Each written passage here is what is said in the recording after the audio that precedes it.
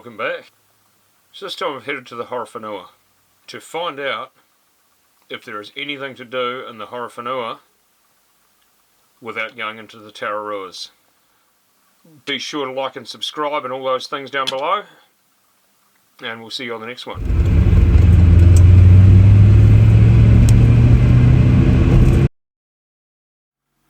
Gonna wing it, see what it's like, and might save you guys a drive. But before we crack into that, I'm staying in Foxton, which means trying really hard to have a Foxton fizz, and they're going to make me work for it.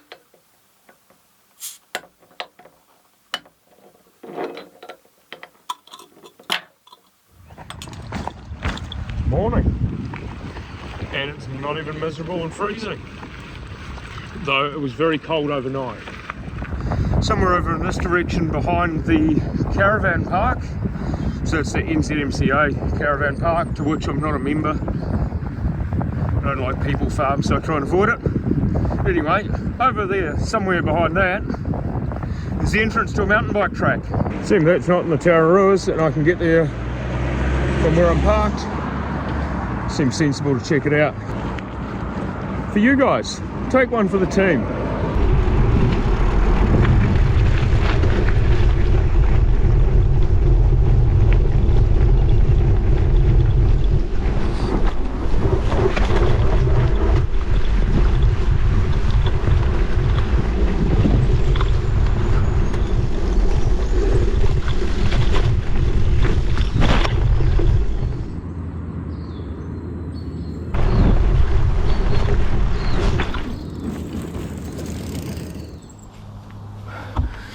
Go!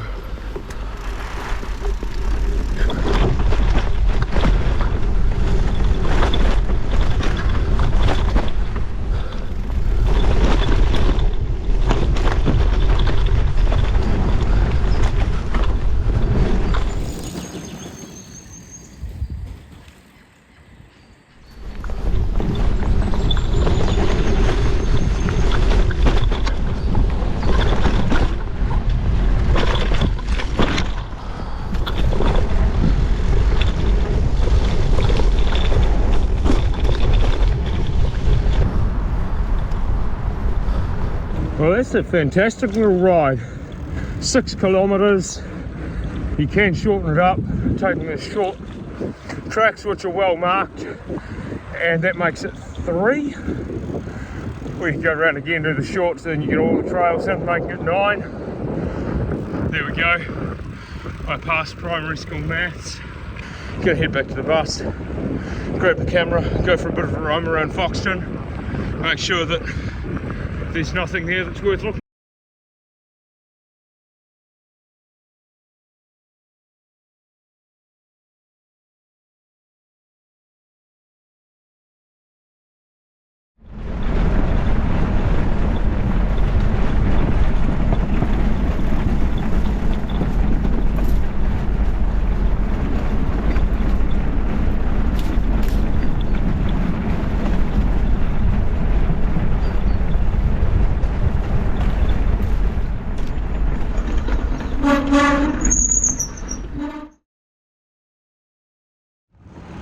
Weri Beach, just out of Levin, and it is a public road.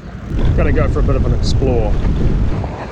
At this point, it's worth saying, if you enjoy exploring beaches by bike or watching me do it, go back and watch the 5 beaches video that I did in the Hawke's Bay back in February this year. Really recommend it if you're into bikepacking.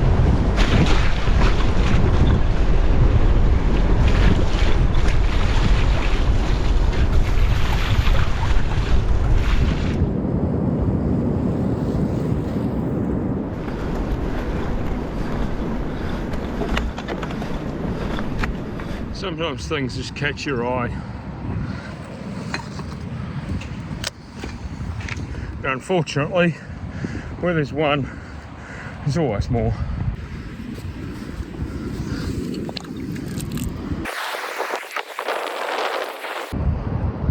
I'm not sure my frame bag can handle all that, but that was in a very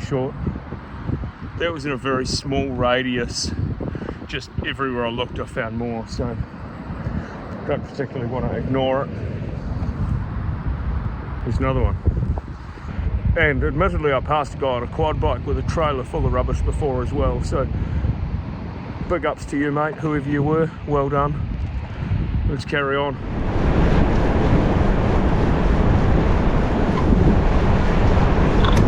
There's quite a long way along the beach to Foxton River. It would have been very easy to come part way along the beach and get bored of it and turn around and go back, because there's other things on my list. But it's not what you guys came here for. Having you guys liking and subscribing, all those kinds of things that everybody asks you to do, encouraging me to go new and interesting places rather than just ending up at my old favourites. I could have easily not come down here, so quite often get a fair amount of anxiety heading away, especially if I don't know where I'm going or where I'm staying. And this was no exception. Potentially why I've avoided the area for so long. Got out the door, pushed on, and it's amazing. Lace up your boots, pump up your tyres, get outside. Enjoying simple things, like these contours and sand. Would have expected the beach to be dead flat, but nature said no. It's about the unexpected, slowing down, enjoying the moment. Miles per hour, not miles per hour. So approximately 7 kilometres from the car park to the river mouth. Kapiti Island disappearing into the distance behind me. It's quite a busy beach, lots of people fishing, lots of four-wheel drives and so on the beach. It's got a 30k speed limit, but many don't appear to adhere to that. So if you're down here on the bike or walking or driving for that matter, keep your wits about you and just stay safe. Make sure everybody gets home in one piece. And probably about 12 degrees, I opted for the high-vis jacket. Just, again, safety and a rear light. Prefer to go home in the bus, not in a bus with flashing lights. I'm going to head back because I'm getting hungry, and there's other places I want to see. Potentially today, well, the weather is good and the sky is clear.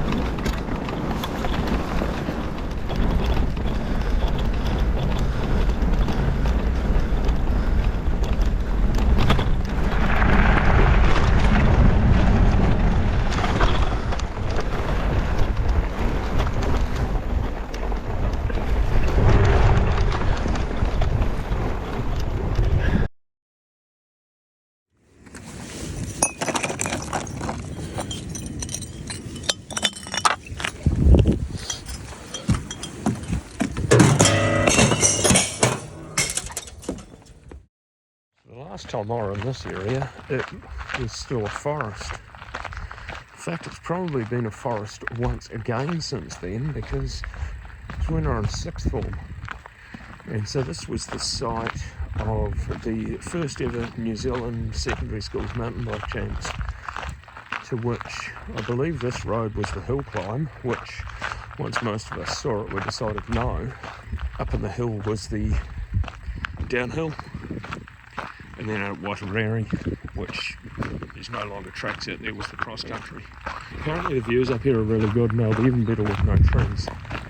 So this is the Kohitere trig walkway, and despite having about 30 something reviews on Google, all of them say there are no defined signs to say which way to go. And that said, no one's had the foresight to actually put in their review which way you go. This here might be one of the reasons why I started my own directory over on the Smiles Per Hour website of tracks and whether they're worth going to and so on, because Google's quite tardy, because It's an open source platform, and so it's really hard to work out what one person likes and what one person doesn't, and pretty much everything's either 5 stars or it's 1. There's no in between.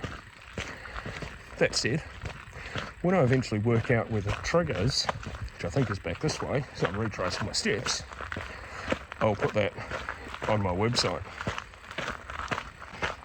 Might even take one for the team and put it on Google as well. Or just consult the topo maps on my phone. So topo maps are a really handy thing to have with you in one form or another. Well, here's a whole swag of options. According to the topo map, one of these should go to the trig. I've heard that signs have been turned around.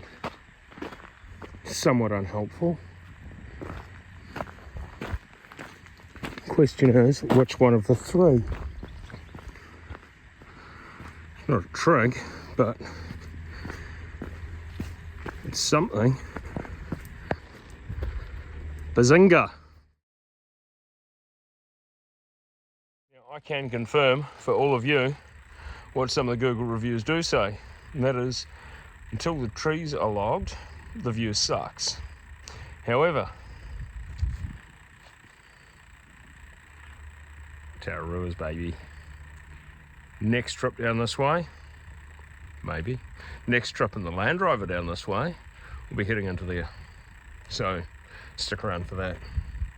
Haven't got a time frame, but stick around for that. The list is growing. But we found the trig. So take the middle track of the 5, and that will get you to the trig, so that you too can say that you've been there. Not sure where all the other tracks go, but somewhere. This is what we came to see, but can't see. Lake Horowhenua out in front. And Taranaki down that general direction, somewhere about there, but we can't see it. To my understanding, Lake Horowhenua isn't all that exciting when you get there, because you can't really see it, there's no elevation. That may come up in the future.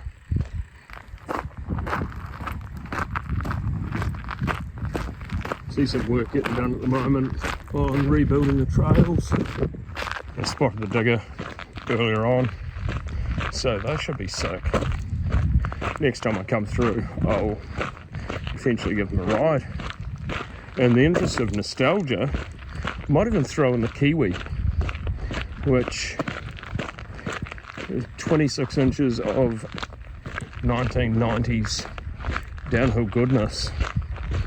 It's pretty much the nostalgia build of what I had just after I left school, and pretty much blew all of my money that I made working on that.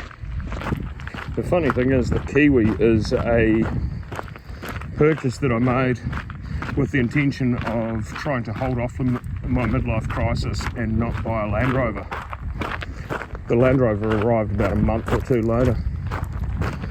Follow your dreams, people.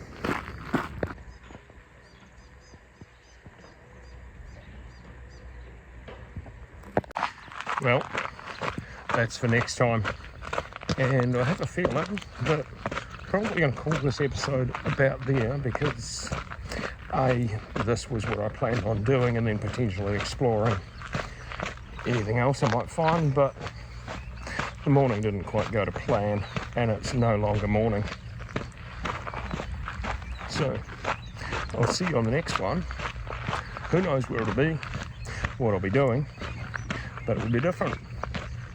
You know what to do. See you then. Bye.